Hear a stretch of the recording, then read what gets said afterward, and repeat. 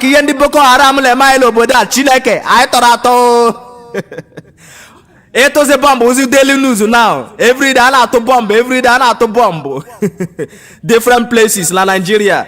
Anyị tọrọ atọ eziokwu, ọwụ Chineke nwere ike ịzọpụta anyị. Ọkụ ya ka ekwensu lere anyị na Nigeria fụ ihe ndị terrorist ya na-akpọ Boko Haram le-eme ndị mmadụ na Nigeria. Obi efepi ya were speed rush ya Chineke wite akwa. Seburu ala bido jụwa Chineke ajụjụ.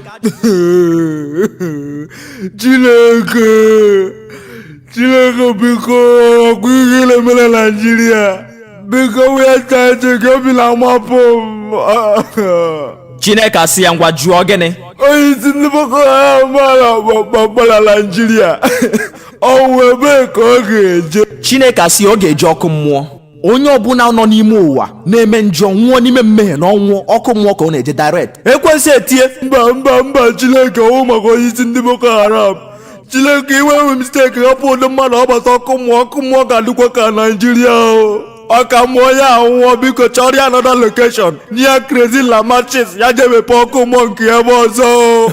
Ichela ọtọ mmadụ ka obi na-amapụzi ekwensu. Ọ chọghị ga-abatara ya ọkụ mmụọ la-atụ bọmbụ everyday. Ọka ịma na ndị nwụrụ anwụ na nkwụ ọzọ. Ọ na-eme ka ọ dị eme. Top 1 kweza atọ m ụtọ.